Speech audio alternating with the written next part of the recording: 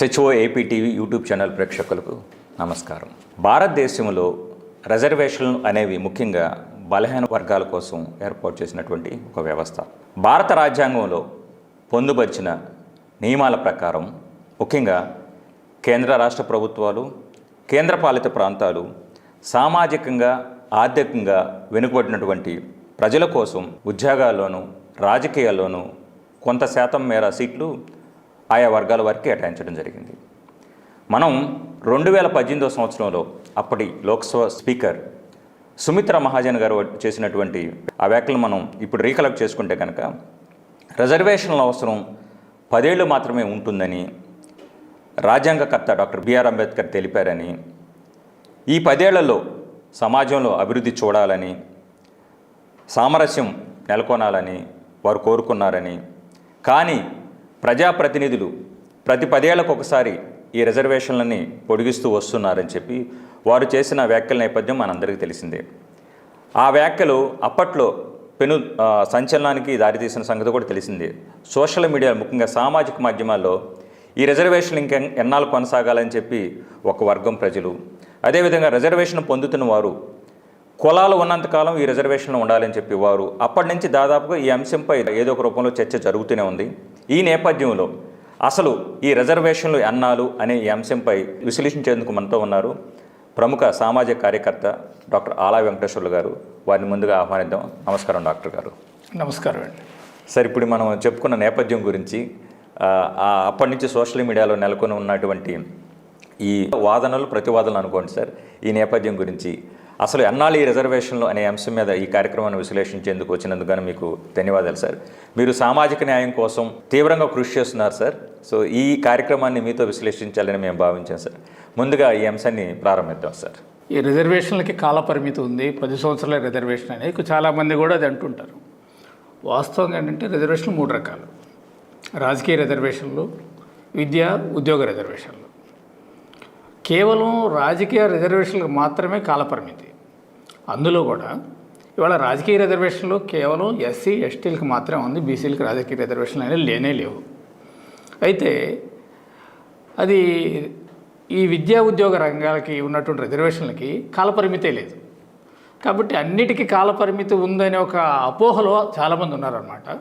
దాని గురించి మాటిమాటికి రాజ్యాంగంలో 10 సంవత్సరాల రిజర్వేషన్ ఉంది కానీ ఇట్లా పొడిగించుకుంటూ వెళ్ళిపోతున్నారు అనేది ఒక ఆరోపణే, కానీ అది వాస్తవం కాదు. రాజకీయ రిజర్వేషన్లు మాత్రమే కాలపరిమితి ఉంది.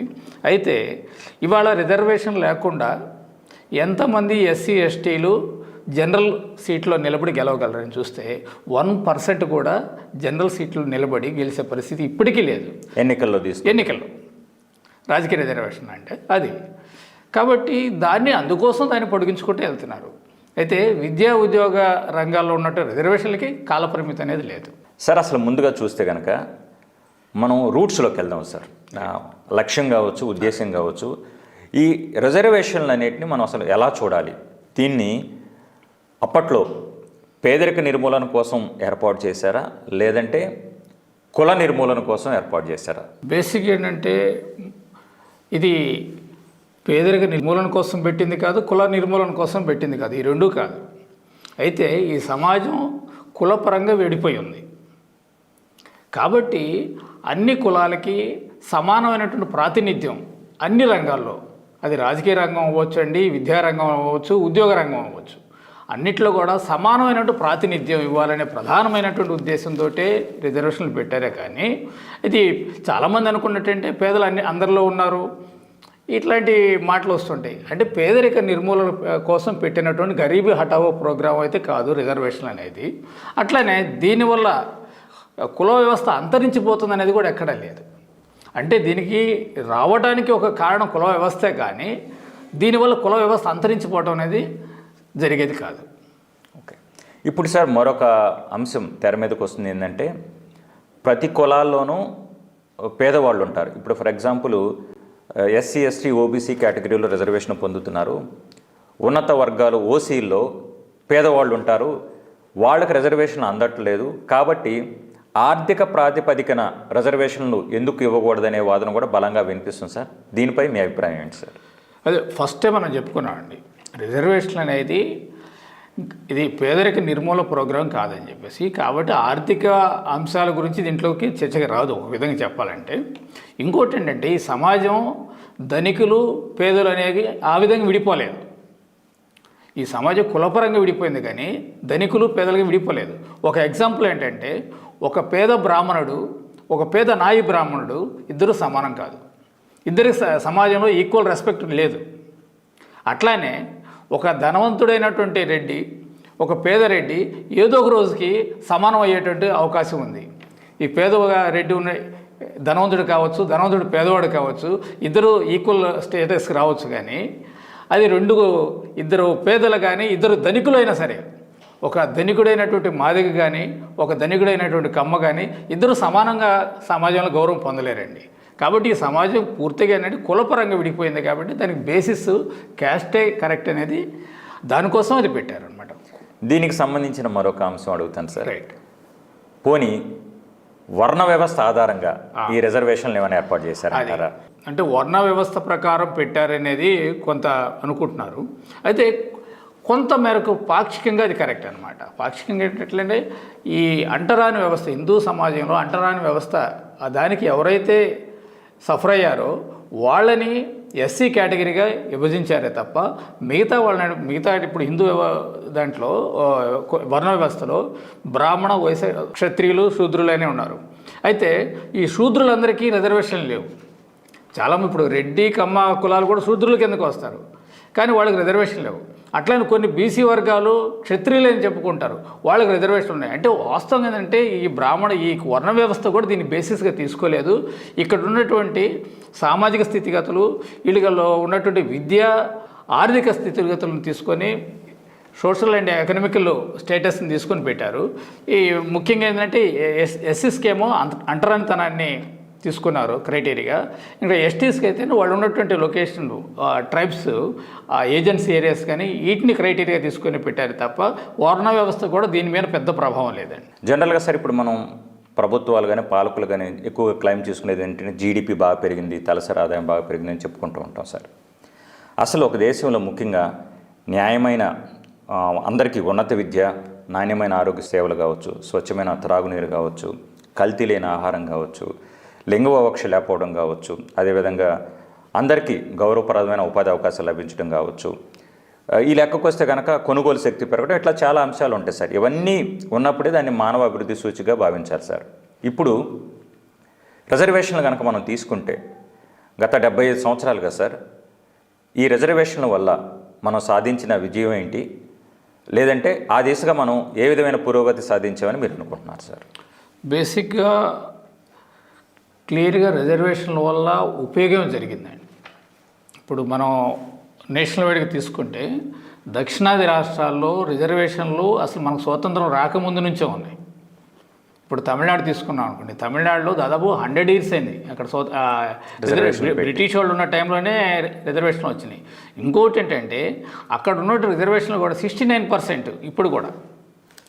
కాబట్టి ఒక విధంగా ఏమనుకుంటాము, రిజర్వేషన్ల వల్ల దేశం వెనకబడిపోతుంది, దేశం వెనుకబాటుతనానికి కారణం రిజర్వేషన్లే అనే చాలామంది వాదిస్తుంటారు. కానీ ఇవాళ అన్ని రంగాల్లో మానవ అభివృద్ధి సూచికలు ఏ రంగంలో తీసుకున్నా కూడా, ఒక విధంగా ఆర్థికంగా తీసుకున్నా కూడా, సోషల్ ఇండికేటర్స్ తీసుకున్నా కూడా తమిళనాడు మిగతా రాష్ట్రాల కన్నా కూడా ముందుంది. కాబట్టి ఈ డెవలప్మెంట్కి రిజర్వేషన్ అనేది ఏమాత్రం ఆటంకం కాదని చెప్పొచ్చు. ఇప్పుడు దేశం వెనుకబడతానికి గురవడానికి కారణం రిజర్వేషన్లు అని కాదు. మనం ప్రారంభంలో చెప్పుకున్నాం కులాలు ఉన్నంతకాలం రిజర్వేషన్ ఉండాలని అని చెప్పి ఒకరిది వాదన, మరొకరిది డిమాండ్ అనుకోవచ్చు సార్. వాళ్ళ హక్కుగా మనం పరిగణించాల్సింది, ఎందుకంటే రాజ్యాంగ పీఠికలు పొందుపరిచారు కాబట్టి. ఇప్పుడు ఈ నేపథ్యంలో సార్ ఒక సామాజిక కార్యకర్తగా, సామాజిక న్యాయం కోసం పోరాటపడుతున్న వ్యక్తిగా అసలు ఈ రిజర్వేషన్లు ఇలా ఎప్పుడు కొనసాగాల్సిందని మీరు భావిస్తున్నారా సార్? రిజర్వేషన్లు ఎల్లకాలం కొనసాగించాల్సిన అవసరం లేదు. ఏ సెక్టార్స్లో కానీ ఎక్కడైతే రిజర్వేషన్లు అవసరం లేదో వాటిని రిజర్వేషన్లు తొలగించవచ్చు. ఒక జనరల్గా ఏంటంటే రిజర్వేషన్లు అనేది ఒక భావోద్వేగమైనటువంటి అంశంగా చేసినాయి రాజకీయ పార్టీలు కానీ ప్రభుత్వాలు కానీ. ఒక భావోద్వేగమైనటువంటి అంశంగా చేసి దాని మీద చర్చించడమే కూడా పెద్ద తప్పుగాను, చర్చిస్తే ఏం జరుగుతుందో అని చెప్పేసి ఒక భయంతోనూ అట్లా చేస్తున్నాయి. కానీ మనం కరెక్ట్గా ఆలోచించామంటే అనేక రంగాల్లో ఇవాళ రిజర్వేషన్లు అవసరం లేదు. ఒకప్పుడు చెప్తాను, ఎడ్యుకేషన్ తీసుకున్నాం అనుకోండి, దాదాపు 40 years బ్యాక్ తీసుకున్నట్లయితే ఇంటర్మీడియట్ సీటు పొందాలన్నా కూడా రిజర్వేషన్ ఉంటే తప్ప కాలేజీలో సీట్ వచ్చేది కాదు. అప్పుడు అంత కాంపిటీషన్ ఉండేది. వీళ్ళలో చాలా తక్కువ మంది చదువుకొని ఉండేవాళ్ళు అన్నమాట రిజర్వేషన్ వర్గాలు. కాబట్టి ఆ రోజు కాలేజీ సీట్ రావడానికి కూడా రిజర్వేషన్ అనేది అవసరం. కానీ ఈరోజు పరిస్థితి అట్లా కాదు. ఇవాళ దాదాపు ప్రభుత్వ జిల్లా పరిషత్ స్కూల్లో చదువుతున్న అందరూ కూడా 95% ఎస్సీ ఎస్టీ బీసీలు తప్ప మిగతా వాళ్ళు చదివేవాళ్ళు కూడా అక్కడ లేరు. ఇవాళ ఇంటర్మీడియట్ స్టూడెంట్స్ అంతా కూడా ప్రైవేట్ కాలేజీలో చదువుకునేవాళ్ళు తప్ప గవర్నమెంట్ కాలేజీలో చదివేవాళ్ళు లేరు.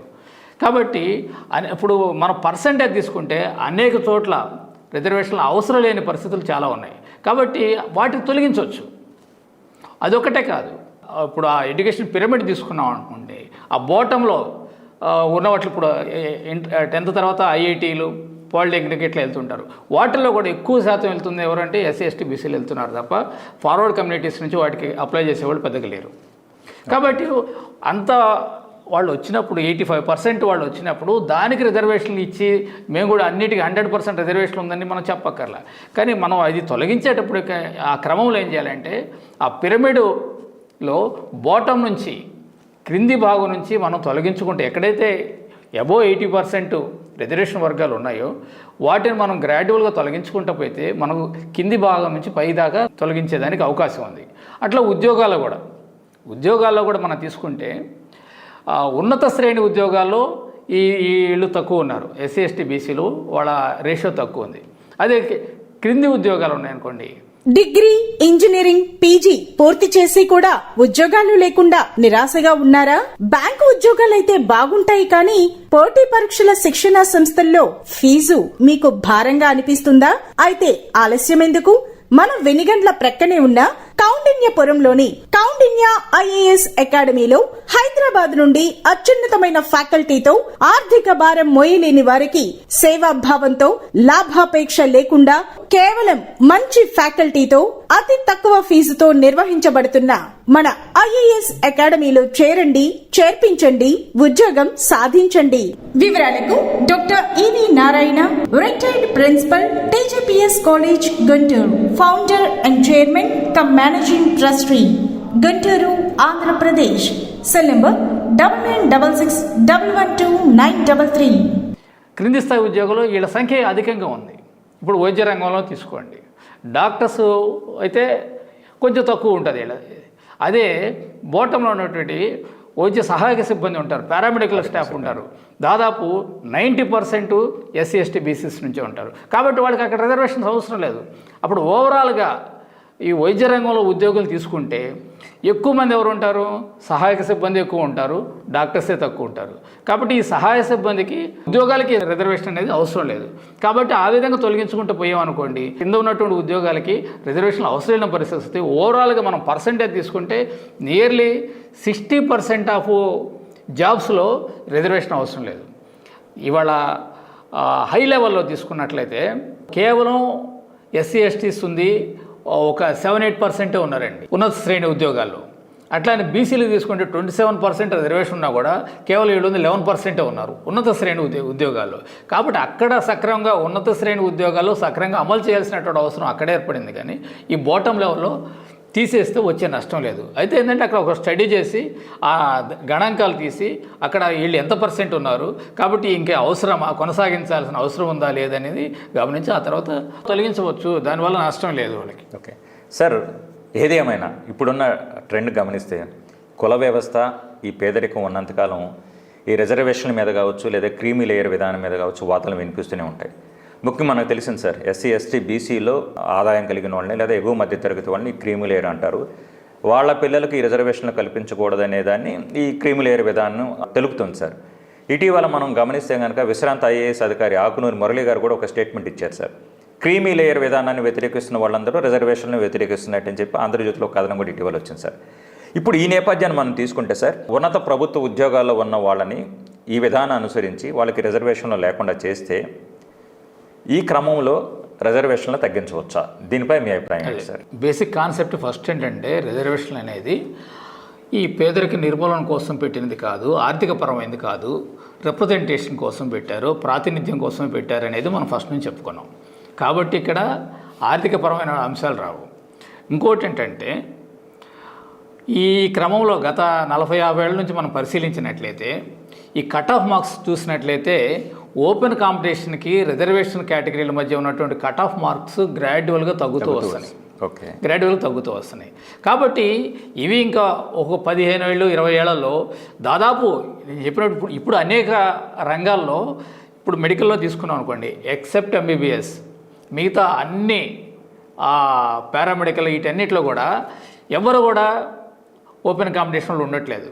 కాబట్టి ఇక్కడ కూడా ఏంటంటే ఇంకా కొన్నాళ్ళు ఇట్లానే కొనసాగింది అనుకోండి, ఆ గ్యాప్ తగ్గిపోయి ఇప్పుడు ఈవెన్ ఎంబీబీఎస్లో కూడా ఓపెన్ కాంపిటీషన్లో ఒకప్పుడు 5% కన్నా ఉండేవాళ్ళు కాదు రిజర్వేషన్ క్యాండిడేట్స్ ఓపెన్ కాంపిటీషన్లో. ఇవాళ మోర్ దాన్ 50% రిజర్వేషన్ క్యాండిడేట్లు ఉంటున్నారు. ఇది ఇంకో కొన్నాళ్ళు కొనసాగింది అనుకో, ఏ రోజైతే 80%కి వీళ్ళు రీచ్ అవుతారో ఆ రోజు ఈవెన్ ఎంబీబీఎస్లో తీసేసినా కూడా ఎవరికి నష్టం కూడా ఉండదన్నమాట.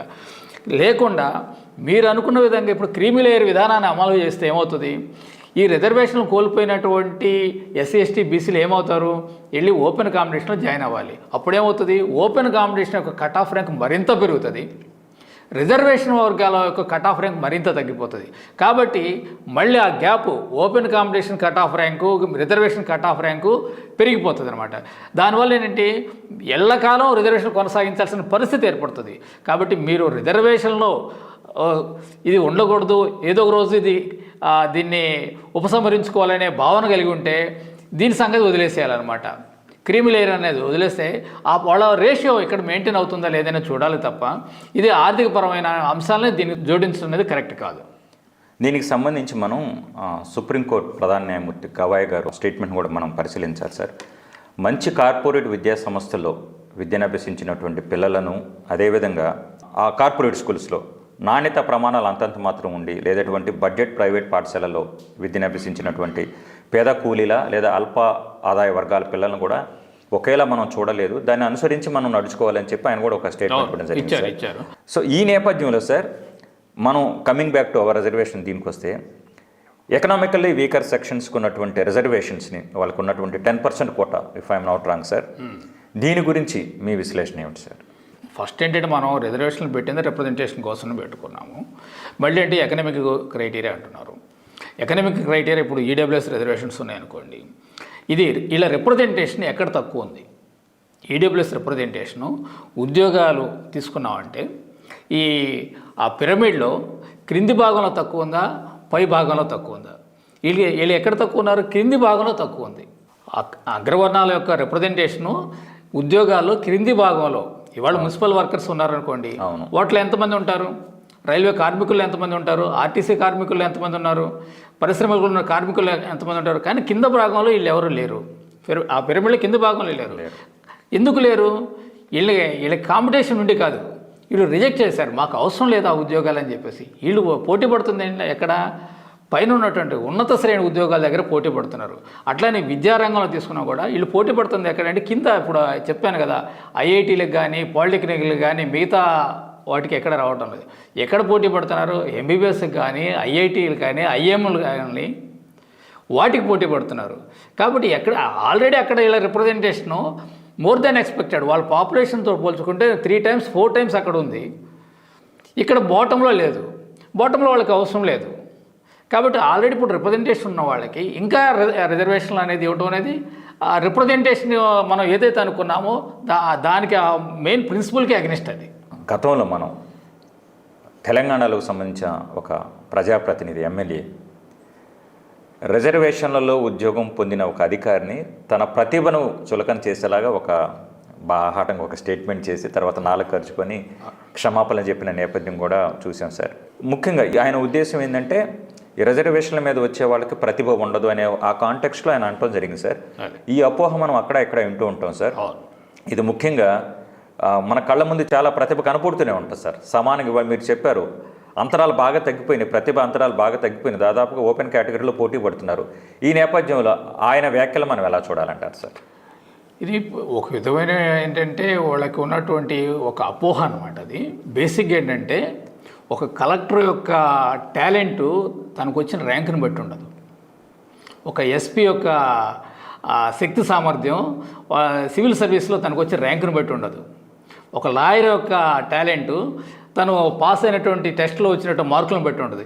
ఈవెన్ డాక్టర్స్ కూడా వాళ్ళు థియరీలో ఇప్పుడు చదువులో గోల్డ్ మెడల్స్ అయి కొట్టవచ్చు, కానీ ప్రాక్టికల్గా వాళ్ళకి అంత అనుభవం ఉండకపోవచ్చు. కాబట్టి ఈరోజు సమాజంలో సక్సెస్ అయినటువంటి వాళ్ళ బ్యాక్గ్రౌండ్ చూసినట్లయితే వాళ్ళు మార్కుల్లో ప్రతిభావంతులు కాకపోవచ్చు, కానీ వాళ్ళ అనుభవంలో కానీ వీటిలో వాళ్ళ శక్తి సామర్థ్యాలు సమర్థవంతంగా చేసినటువంటి కలెక్టర్లు ఎంతోమంది ఈ రిజర్వేషన్ వర్గాల నుంచి ఉన్నారు. కాబట్టి ఈవెన్ ఫస్ట్ ర్యాంక్ తెచ్చుకున్నటువంటి వాళ్ళు జైల్లో కూర్చున్నటువంటి అధికారులు చాలామంది ఉన్నారు. కాబట్టి ఆ ర్యాంకుకి సామర్థ్యానికి దేంట్లో పోలిక, ఇది సుప్రీంకోర్టు కూడా అనేసార్లు చెప్పిందనమాట. ఆ ర్యాంకుకి సామర్థ్యానికి సంబంధం లేదు అని చెప్పేసి స్పష్టంగా చెప్పింది. అది ఏంటంటే ఒక డామినెన్స్ అనమాట, వాళ్ళకి రాదు, వాళ్ళకి చేయలేరు అని ఒక అపోహే తప్ప అటువంటిది ఉండదు. మీరు ఓవరాల్గా చెప్పేది ఏంటంటే ఎక్కడెక్కడైతే రిజర్వేషన్ యొక్క లక్ష్యాలు నెరవేరుతున్నాయో అక్కడక్కడ మనం స్లోగా ఈ రిజర్వేషన్ని తొలగించుకుని ముందుకెళ్ళాలని చెప్తున్నాం. నిన్న లేటెస్ట్ న్యూస్ సార్, మీరు ఢిల్లీలో జంతర్ మంతర్ దగ్గర ముఖ్యంగా దేశవ్యాప్తంగా బీసీ సంఘాల నేతలు ముఖ్యంగా సామాజిక రిజర్వేషన్లలో 50% సీలింగ్ని ఎత్తివేసి జనాభా ప్రాతిపదికన రిజర్వేషన్ అమలు చేయాలని కోరుతున్నారు సార్. మళ్ళీ మనం ఒక రకంగా చెప్పాలంటే మన ఈ ఇంటర్వ్యూకి పూర్తిగా కాంట్రరీగా ఉంది సార్. ఓకే, కాదు బేసిక్ ఏంటంటే ఓబీసీలకు వచ్చేసరికి ఇంతవరకు చట్టసభలో రిజర్వేషన్ లేదు. ఓకే, చట్టసభలో రిజర్వేషన్ లేదు. చట్టసభలో రిజర్వేషన్ లేదు కాబట్టి ఓబీసీలు ఇవాళ నేషనల్ వైడ్గా వచ్చేసి నియర్లీ 60% పాపులేషన్ ఉంది. ఇవాళ ఇది చట్టసభలో తీసుకుంటే వాళ్ళ రిప్రజెంటేషన్ కేవలం 20% ఉంది. 60% పాపులేషన్కి 20% రిప్రజెంటేషన్ ఉంది.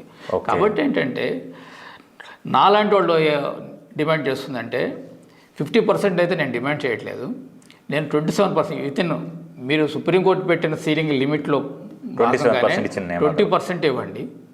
20% ఇస్తే 27% ఇస్తే మరొక 10% 15% జనరల్ కేటగిరీలో కూడా వీళ్ళు గెలిచే అవకాశం ఉంటుంది. కనీసం ఏంటంటే ఈ 60% ఉన్నటువంటి ఓబీసీలకి 40% అన్న కూడా రిప్రజెంటేషన్ అనేది ఉండొచ్చు.